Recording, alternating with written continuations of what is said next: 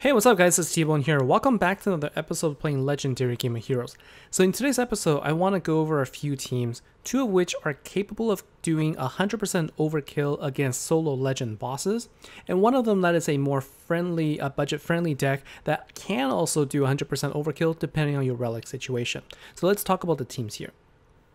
For the first team, I'm using two cards from the current event, Campos and Malacostra, and then the other three cards are Bioloom, Procambrius, and also Mylio from the previous event. I am running 3 Water Commander events, and with the current relic pack situation, you can actually get 2 relics for 2,000 gems, so hopefully this is realistic for you as well.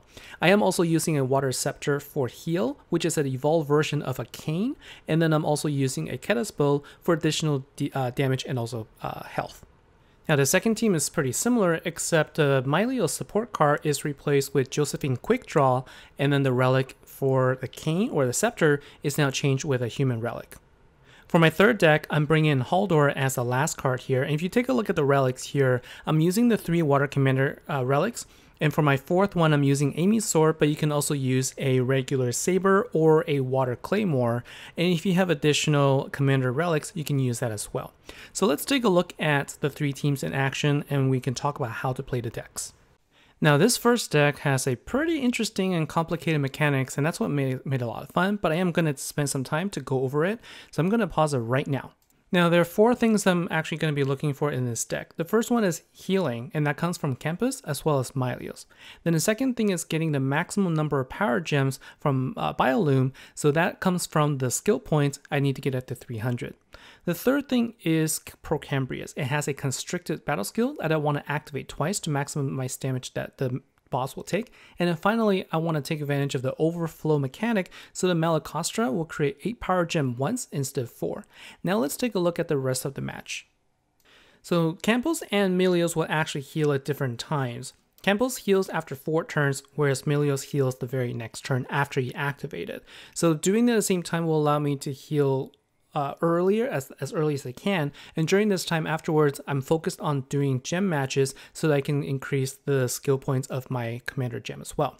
Now take a look at the counter on the right. The counter has now dropped down to 1 after this attack, and that tells me that my Campos is about to heal, so I don't actually activate my Mylios just yet until the turn after. So this will allow me to heal twice in a row.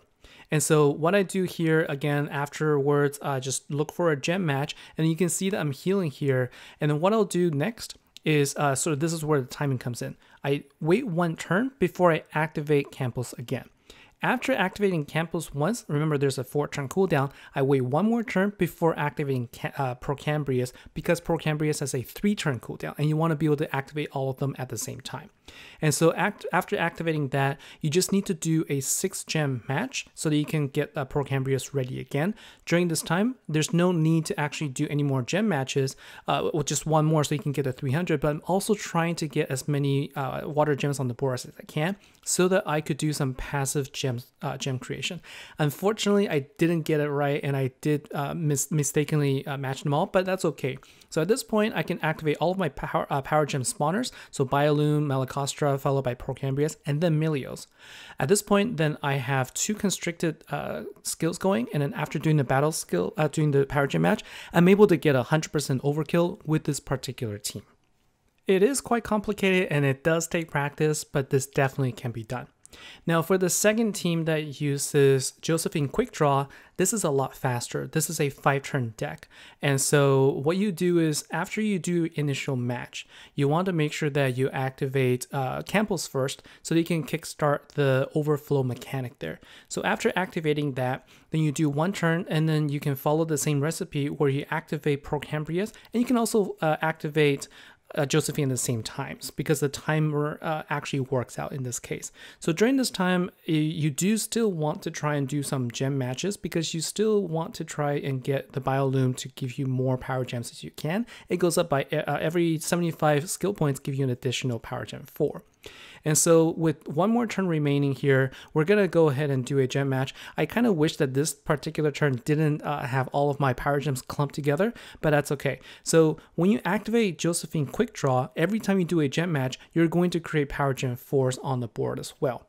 And so during this time, now that we have constricted ready to go, we're going to activate the power gem spawners. And then with this, we're going to do a power gem match. And you can see that it's a lot quicker. And with this particular setup, I'm also able to deal enough damage, in fact, more damage in this case than the previous team. So I can also get another overkill in this particular fight. And now the deck that uses Haldor, interestingly enough, you don't need to actually worry about the skill points at all. You just have to make sure that you can survive the hits because you have less health, and that you can maximize the power gems by making sure you, again, use the overflow mechanic. So very first turn, activate both of your support cards so that you can get a heal the very next turn. And then what you want to do here is you want to activate Procambrius next so that you can get the constricted battle skills going. And you remember, if you can get it twice, you can deal more damage. And so during this time, what you need to do is you also want to make sure that you can match 6 gems total so you can power up Procambrius again. And what I did here is I tried to get my gems to passively spawn, and I was thinking a little bit about how to save the gems here so I can maximize more. I wanted to get 12 gems on the board, but I didn't get it, unfortunately. And so the very next turn, all you have to do now is make sure that you activate Manios last. So get all of your power gems spawners first, then you activate Manios last, then do a power gem swap, hopefully doing power gem 4s and power gem 4s. In this particular fight, I wasn't able to get 100% overkill, but I did get 25% overkill, which isn't bad for a budget team, I think.